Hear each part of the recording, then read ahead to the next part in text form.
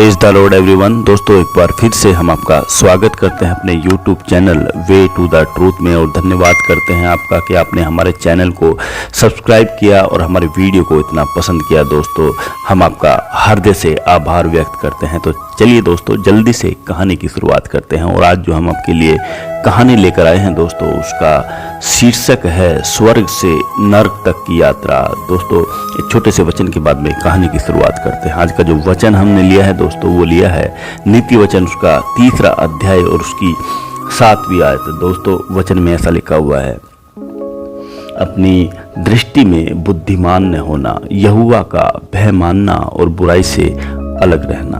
तो चलिए दोस्तों कहानी की शुरुआत करते हैं। बहुत वर्ष पहले किसी देश में एक चित्रकार था। जब वो अपनी युवा अवस्था में था, उसने सोचा कि क्यों ना एक ऐसा चित्र बनाऊं जिसमें परमेश्वर का आनंद झलकता हो। ऐसी 2 आंखें बनाऊं जिसमें स्वर्ग और अनंत काल की शांति दिखाई देती हो। मैं एक ऐसे व्यक्ति को खोजूं जिसका चित्र जीवन के जो पार है, जगत से जो दूर है, उसकी छवि प्रकट करता हो।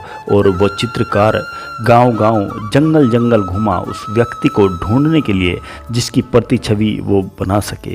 और आखिरकार एक पहाड़ पर एक गाय चराने वाला चरवाहा उसे मिला, जिसको देखकर वह मंत्रमुग्ध हो गया। उसकी आंखें सुंदर और बड़ी-बड़ी, उसका चेहरा देखते ही शांति प्रदान करने वाला था। उसको देखते ही लगता था कि मनुष्य के अंदर परमात्मा भी है। उसने उसके चित्र को बनाया। उस चित्र की लाखों प्रतियां दूर दूर, गांव-गांव, देश और विदेश में बिकी।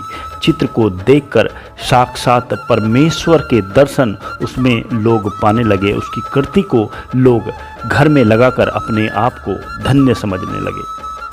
और 20 वर्ष बाद वो चित्रकार बूढ़ा हो गया था और उस चित्रकार को एक ख्याल और आया।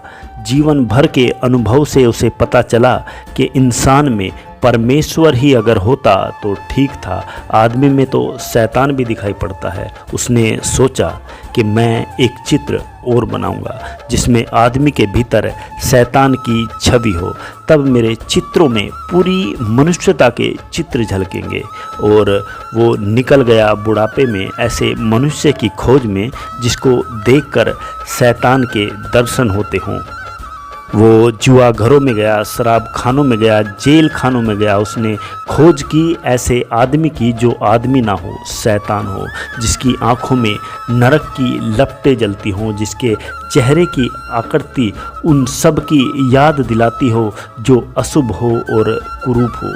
बहुत खोजने के बाद एक कारागाह में उसको एक कैदी मिल गया जिसे 7 हत्याएं की थी और मृत्यु दंड मिला था। और थोड़े ही दिनों बाद उसको मृत्यु की सज़ा होने वाली थी। उसकी आंखों में नरक के दर्शन होते थे, चेहरे पर घृणा थी। उसके चेहरे को देखकर लगता था ऐसा निर्दयी व्यक्ति खोजना मुश्किल है।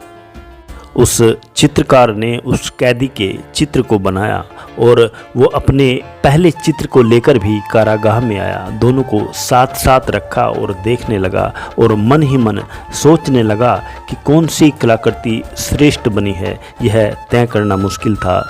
चित्रकार खुद भी मुग्ध हो गया था। दोनों ही चित्र सर्वश्रेष्ठ थे, कहना मुश्किल था। कला की दृष्टि से तय करना मुश्किल था।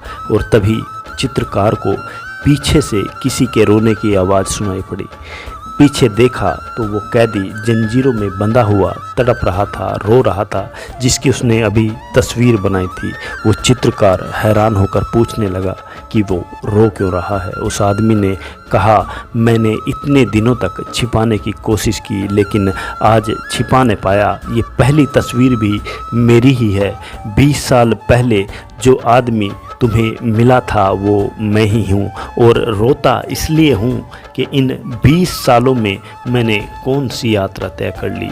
स्वर्ग से नरक की यात्रा मैंने तय की है, परमात्मा से पाप की यात्रा मैंने तय कर ली है। बस इसलिए रो रहा हूँ।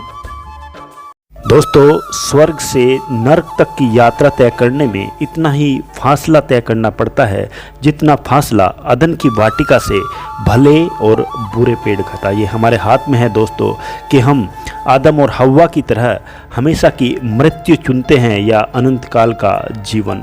पृथ्वी के जो आनंद है दोस्तों वो क्षण भर के हैं, जिसमें गिरकर हम अपने जीवन को नष्ट कर लेते हैं और नर्क बना लेते हैं। वचन में लिखा हुआ है दोस्तों, मैंने तेरे वचन को अपने हृदय में रख छोड़ा है कि तेरे विरुद्ध पाप न करूं। भजन संहिता 119 और उसकी 11वीं आयत। प्रभु आप सभी को इन वचनों के द्वारा आशीष प्रदान करें। आप स्वस्थ रहें और सुरक्षित रहें। God bless you all.